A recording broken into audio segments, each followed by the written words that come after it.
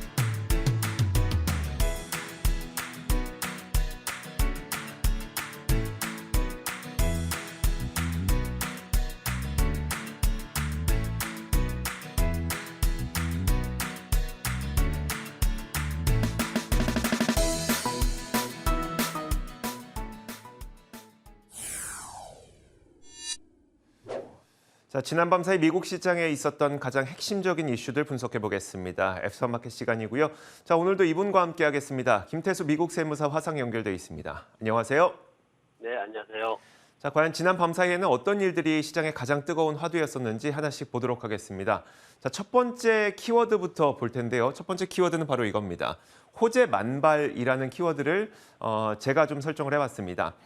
그 내용을 살펴보자면 이날 발표됐었던 그 각종 지표들이 대부분 시장에 좀 긍정적이었었는데 가장 중요했던 것부터 한번 보도록 하죠. 바로 FOMC 의사록이 공개가 됐습니다.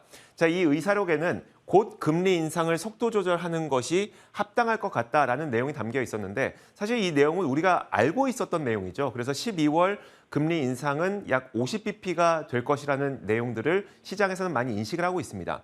그럼에도 불구하고 이게 시장에서 굉장히 크게 다가왔던 이유가 있었는데요. 뭐냐면 의사록에는 상당히 큰 다수의 위원들이 곧 그러니까 인상 속도를 늦추는 게 합당하다고 판단했다라는 내용이 들어가 있었습니다. 그러니까 소수 의견도 아니고 상당히 많은 위원들이 이런 의견을 갖고 있었다는 건데 우리가 최근 들어서 연준 위원들의 매파적인 발언을 보면서 이게 좀 50bp 인상이 아닌가? 아니면 금리 인상에 대해서 조금 더 걱정해야 되나? 이런 이 생각들을 하고 있었지만 실제로는 연준 위원들이 논의를 할 때 상당히 다수의 위원들이 금리 인상, 곧 속도 조절해야 됩니다라는 의견을 내비쳤다는 것으로 해석되면서 이게 시장에 긍정적이었습니다. 자, 다른 지표도 한번 보도록 할 텐데요. 신규 주택 판매 지표도 있었습니다. 10월 지표인데 이번에 7.5% 증가했습니다. 이게 굉장히 깜짝 증가를 한 건데요. 지난 9월까지만 하더라도 신규 주택 판매가 10% 감소했었거든요.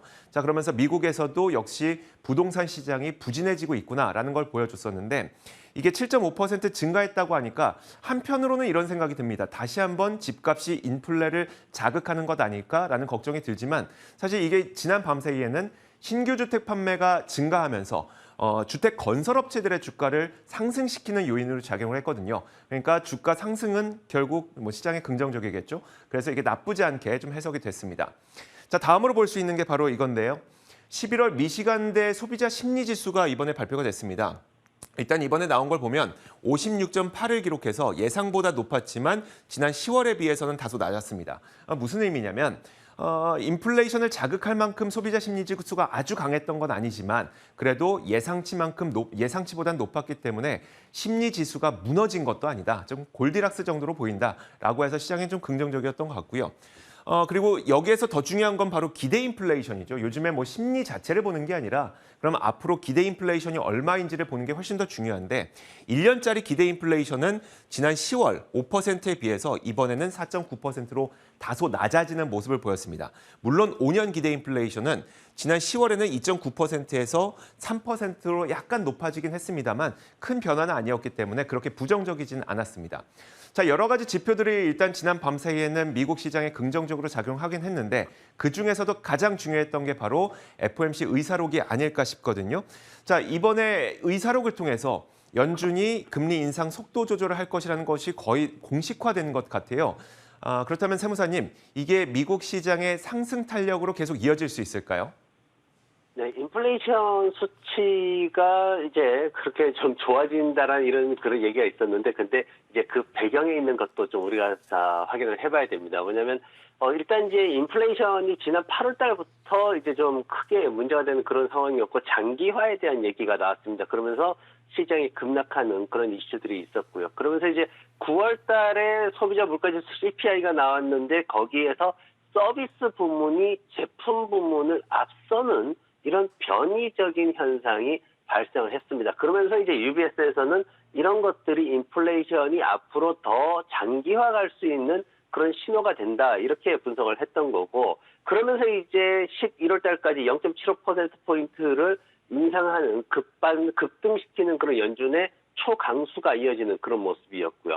이런 상황에서 이제 웰스파고 같은 경우에는 내년에 2023년도에 이제 금리 인상이 중단될 것이다. 이제 여기서 그칠 것이다. 5%대에서 그칠 것이다. 이렇게 얘기를 하면서 일반적인 기관들이 예상을 그렇게 하고 있다는 건 이미 우리가 알고 있습니다. 이런 상황에서 지금 보면은 FOMC 위원들이 12월 달에 0.5%포인트를 인상할 것이다. 이런 이제 기대감이 형성되는 말들을 다들 지금 하고 있는 그런 상황인데, 근데 문제는 뭐냐면은 그 데이터들 이면에 보면은 뭐가 있냐면은 예전에 예상했던 것보다도 최종적인 금리라든가 아니면 인플레이션 수준이 굉장히 달라져 있다라는 거를 볼 수가 있습니다. 금리는 우리가 4% 수준을 예상을 했지만 5%를 넘어서는 수준까지도 확정시켜놨고요. 그리고 인플레이션 같은 경우에는 한 6개월 정도면 2%대까지 떨어지지 않겠냐, 이렇게 기간에 대한 예상을 하고 있었지만은 내년은 어림없다.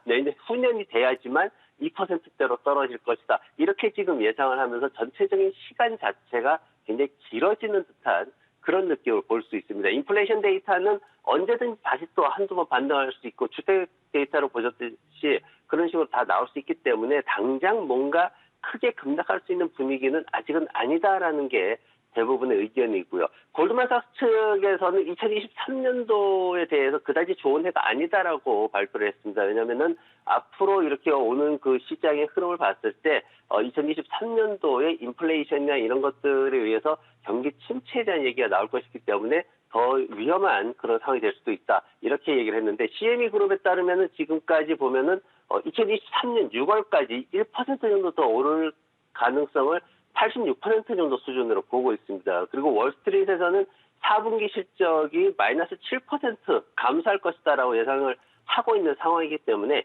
인플레이션 수준이 조금 이렇게 움직이고 한다고 해서 어떤 단기간에 크게 이렇게 회복할 수 있는 그런 기대감은 아직까지는 형성이 되지 않는 모습입니다. 네, 알겠습니다. 너무 흥분해서는 안 된다라는 이야기로 정리를 해보겠습니다. 자, 이어서 두 번째 키워드 열어보겠습니다. 두 번째 키워드는 바로 이겁니다. 노동시장 붕괴의 시작인가라는 키워드인데요. 안 그래도 어제 고용지표가 나왔습니다. 어떤 내용일까요?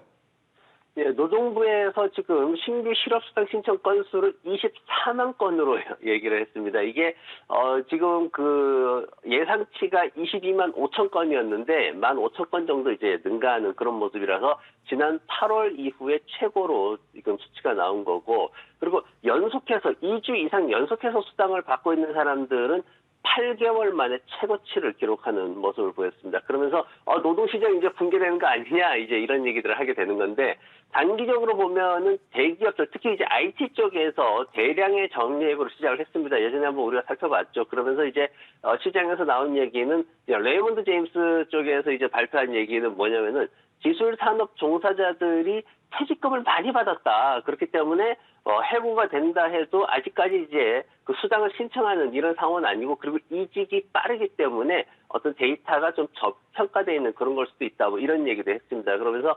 전반적으로 다른 산업의 어떤 그 수당 청구, IT 산업을 넘어서서 다른 산업의 수당 청구가 있어야지만 노동시장이 붕괴되는 징후가 나타날 수 있다. 이렇게 평가를 한 건데, 미국 같은 경우에 10월 달에 일자리가 26만 1,000개가 새로 늘었거든요. 그런 측면에서 여전히 고용시장은 강세다라고 또 평가를 하고 있는 거고, 현재의 어떤 실업수당 데이터로는 아직까지 노동시장의 붕괴다라는 얘기는 아니고 기술주 분야의 어떤 현상이다 정도로 지금 이해가 되고 있습니다. 그래도 이제 항상 연준의 파월 의장이 강조를 했던 게 고용시장이 너무 타이트하다. 이것이 인플레이션 한 가지 원인이다라고 얘기를 했기 때문에 이게 그러면 긍정적으로 작용하지 않을까라는 생각이 들거든요. 12월 FOMC에서는 이런 고용 지표가 어떻게 반영될까요? 네, 시장에서 이제 파월 의장이 늘 얘기를 해온 거죠. 노동시장이 견고하다. 이게 좀 무너져야 된다. 그래서 노동시장의 해고자가 많이 늘어나고, 그로 인해서 소비가 줄어들고, 그로 인해서 이제 가격이 떨어지는 이런 상황들이 진행돼야 된다라는 게 파월 의장이 보고 있는 관점인데, 지금 이제 여러 가지 얘기들이 나오고 있습니다. 노동시장에 대해서 어떤 그 연방 그 파월 의장이 이제 뭔가 입장을 좀 바꿔야 되는 그런 상황이다. 이렇게까지 지금 얘기가 나오고 있는데, 근데 지난밤에 이제 옥스퍼드 이코노믹스에서 발표한 게 뭐냐면은, 이 실업수당 데이터라는 거는 뭐 지금 이렇게 추석 감사절 연휴쯤 해가지고는 늘 변동성이 좀 있었기 때문에 이게 큰 비중을 둘 필요는 없다. 이렇게 얘기를 하면서 지금 주간 실업수당 평균 요 지수에 대해 가지고 뭔가 경제 상황을 반영하는 수준은 그래도 25만 건은 좀 넘어줘야지 지금의 어떤 경제 상황을 정확히 반영하는 것이다. 그리고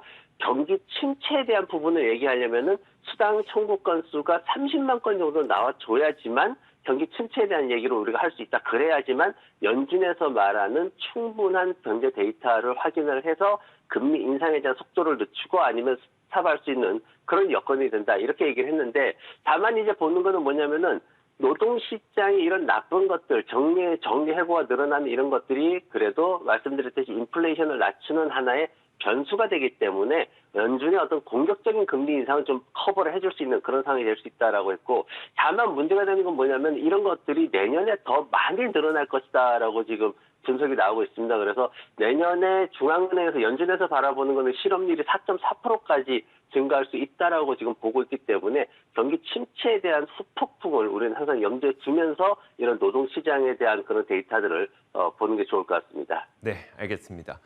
자, 이어서 세 번째 키워드 열어보겠습니다. 세 번째 키워드는 바로 이겁니다.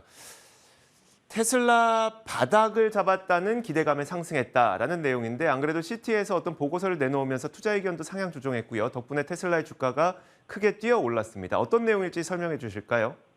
네, 시티은행에서 이제 좋은 얘기 나왔는데 앞서서 이제 모건 스탠리에서 나온 거 하나 보겠습니다. 모건 스탠리에서 뭐라고 했냐면은 테슬라에 대해서 이제 모건 스탠리는 굉장히 약세적인 측면을 갖고 있었거든요. 이제 150달러 목표가를 가지고 있었는데 그 목표가에 근접하고 있다. 그러니까 약세 상황에서의 목표가였습니다. 어디까지 하락하는가를 봤는데 거기에 근접하고 있기 때문에 저렴한 가격에 매수할 수 있는 기회를 제공하고 있다. 이제 테슬라에 대해서 지난번에 우리가 차트 보면서 150달러 구간 이렇게 얘기를 한 적이 있죠. 그래서 테슬라의 어떤 그 세금 공제 혜택 이런 것들을 통해 가지고 앞으로 더 성장하게 돼서 330달러까지 목표가를 잡는 그런 보고서가 있었습니다. 그리고 나서 이제 시티에서 나왔는데 시티에서 지금 현재의 가격 급락 상황이 위험 보상 수준을 갖다가 만족한다. 지금 뭐냐면은 가격이 퍼가 30배 수준으로 이렇게 내려와 있는 거는 고평가됐다라는 부분에 대해서 어느 정도 리스크를 제거했다. 이렇게 봤던 거고 또 하나는 뭐냐면은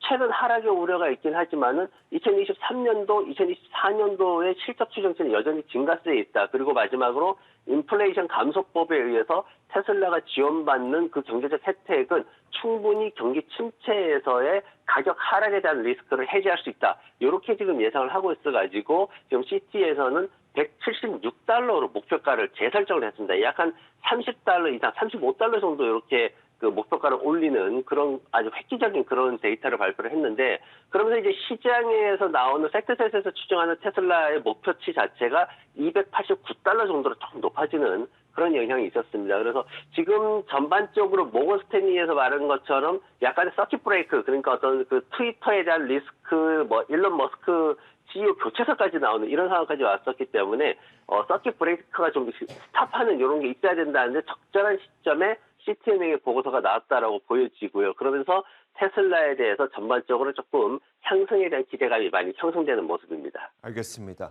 자, 테슬라가 뭐 반등했다고는 하지만 여전히 180달러고 방금 말씀해 주셨던 것처럼 시티에서는 목표 주가를 180달러보다 아래인 170달러대를 설정을 하고 있다 보니까 그럼 앞으로 테슬라의 주가는 어디로 가는 거지에 대한 궁금증이 있거든요. 어떻게 될까요? 예, 테슬라에 대해서 이제 지난밤에 굉장히 우려스러운 그 이슈가 좀 있었어요. 테슬라의 지난밤 주가 상승이 단순하게 지금 말씀하신 것처럼 현재가보다도 낮은 목표 주가의 시티은행 보고서를 통해 가지고 이렇게까지 올랐다? 이렇게 보기에는 부족하다라는 거죠. 그래서 원인을 살펴봤더니 테슬라가 니오에 이어서 전기차 쪽의 니오에 이어서 민주식으로 지금 거론이 되고 있다. 이렇게 지금 평가가 되고 있습니다. 그래서 민주식이라는 게 다들 아시겠지만은 일부 투기자들의 광적인 매수 행보로 인해 가지고 주가가 급등하는 이런 모습을 보이는데 니오 같은 경우에는 지금 2020년도에 보면은 굉장히 급등하는 그 민주식으로 하나 구분이 되면서 1200% 이상 급등하는 그런 모습을 보였었습니다. 그러면서 전기차 분야의 민주식의 대의를 이어서 테슬라가 지금 민주식이 되고 있다. 이렇게 지금 얘기를 하는 건데 테슬라가 지난해 1년 전이죠. 그때 이제 도지코인에 이제 개입을 하면서 매수를 하면서 이게 민주식의 하나로 지금 들어갈 수 있는 조건이 충분하다라고 그렇게 평가가 되고 있습니다. 거기에다 지난밤에 보면은 블랙베리라든가 게임스탑이라든가 베드베스 비욘드 그리고 AMC 우리가 알고 있는 대표적인 민주식이죠. 이 회사들이 베드베스 비욘드는 8%나 올랐고요. 그리고 블랙베리와 니오 같은 경우에는 5%대 급등하는 그런 모습을 보였습니다. 뭐 블랙 프라이데이가 있긴 하지만 어쨌든 지난밤에 민주식에 대한 그런 어떤 하나의 그 테마가 크게 형성이 됐었는데 거기에 테슬라가 동반해서 민주식의 새로운 어떤 대표가 될 수 있다라는 가능성을 가지고 주가가 급등했다. 이렇게 나왔기 때문에 민주식이 되게 되면 문제는 뭐냐면 기업 이미지라든가 밸류에이션에 대한 부분이 굉장히 저평가되어 버립니다. 그래서 테슬라의 장기적인 측면에서는 심각한 가치 훼손에 대한 우려가 있다. 이렇게 평가되고 있기 때문에 단기적으로 주가가 오르더라도 장기적인 측면에서는 좋지 않은 그런 상황이 될 수 있다는 점을 투자자분들이 좀 유의를 하면 좋을 것 같습니다. 알겠습니다. 자, 이렇게 세 번째 키워드까지 봤고요. 이어서 마지막 키워드 공개하겠습니다. 마지막 키워드는 바로 이겁니다.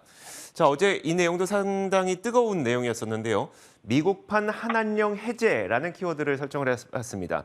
자, 사실 어제 우리나라 시장에서도 한안령 해제에 대한 관심이 굉장히 뜨거웠었죠. 근데 이게 미국도 마찬가지입니다.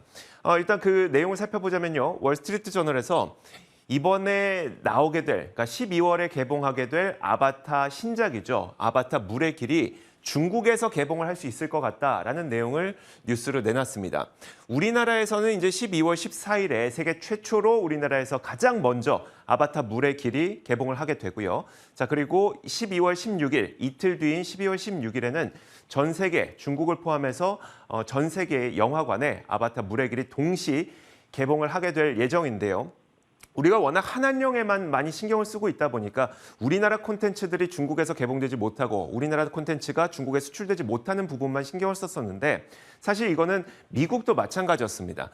그래서 헐리우드 영화들을 지금까지 중국이 상당히 많이 차단을 해왔었거든요. 2019년 이후로 사실 마블 영화를 상영을 하질 않았습니다. 뿐만 아니라 지난 7월에 있었던 토르 러브 앤 썬더 있잖아요. 이거 역시도 개봉에 실패하면서 사실 굉장히 큰 돈을 들였지만 이 영화 사업에서 제대로 된 수익을 거두지 못하는 중국 사업이 비다 보니까 제대로 수익을 거두지 못하는 그런 현상이 디즈니에 있었던 겁니다.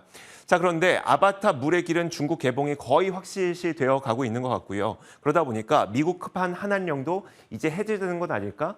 이거 뭐 마블뿐만 아니라 이 아바타까지도 아바타가 원래 폭스 건데 폭스 인수를 디즈니가 했기 때문에 이제 아바타는 디즈니 거라고 보시면 될 것 같거든요.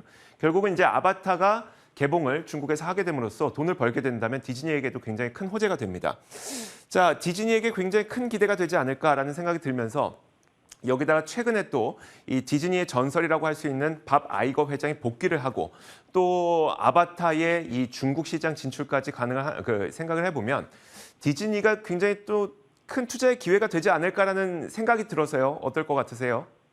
네, 아바타가 이제 지난 2009년이죠. 그때 중국에서 한 2억 달러 정도로 벌었습니다. 엄청나게 벌었습니다. 그러다 보니까 굉장히 좀 기대를 하고 있는데 문제는 이제 아바타 영화 자체의 이제 손익분기가 너무 높아요. 그러다 보니까 여기에서 이제 조금 문제가 생기고 또 하나는 제가 이제 표를 가져와 봤는데 이제 티켓 판매하는 거하고 이제 월트 디즈니의 이제 주가하고 요걸 이제 비교를 해봤습니다. 그러면 그 밑에 보시면은 이제 스타워즈라든가 이제 히트했던 영화들이 있죠. 그리고 뭐 어벤져스라든가 블랙팬서라든가 막 있는데 이게 2015년부터 2019년까지 이렇게 집중돼 있어요. 그때 보시면은 주가가 잘 올라갑니다. 근데 티켓 판매하고는 별로 상관성이 없어 보여요. 근데 최근에는 주가가 굉장히 동조를 보였어요. 최근에 이제 팬데믹 기간 동안에 동조를 보였는데 팬데믹 기간에는 뭔가 이벤트가 없다 보니까 디즈니가 모든 걸 클로즈해 버리니까 어떻게 할 수 없는 상황에서 이제 영화가 굉장히 좀 주가 상승에 도움을 주는 그런 모습 보이는데 또 가장 이제 최근을 보면은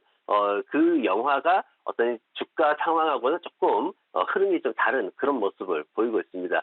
지금 현재 예상을 하고 있는 건 뭐냐면은 개봉을 하는 건 좋은데 문제는 중국 자체에 있다라는 거죠. 중국이 개봉을 허용을 해줬음에도 불구하고 중국에서는 지금 제로 코로나 이 봉쇄 조치가 더 강화되고 있는 전국적으로 확대되고 있는 이런 모습을 보이고 있기 때문에 개봉을 한다 그래도 보러 오는 사람이 없다는 거죠. 그래서 코로나 이제 팬데믹 시절에 영화관에 가보신 분들은 아실 거예요. 텅텅 비어 있습니다. 그래서 아무리 개봉을 해도 수익적인 측면에서 그다지 도움이 되지는 않을 것이다. 이렇게 지금 예상을 하고 있고 그리고 또 실질적으로 지금 디즈니 같은 경우에 뭐 스파이더맨이나 매버릭 이런 영화들이 쭉 이제 개봉을 하면서 시장에서 중국이 아니더라도 충분한 수익을 올릴 수 있다. 뭐 이렇게 또 예상이 되면서 중국 시장에 대해서 그다지 기대치를 또 안 갖고 있는 그런 상황이라 이번에 아바타의 중국 개봉, 글쎄 뉴스적으로 단순한 이벤트는 될 수 있겠지만은 결국 수익이라든가 매출 측면에서는 그다지 기대할 게 없다라는 쪽이 지금 시장에서는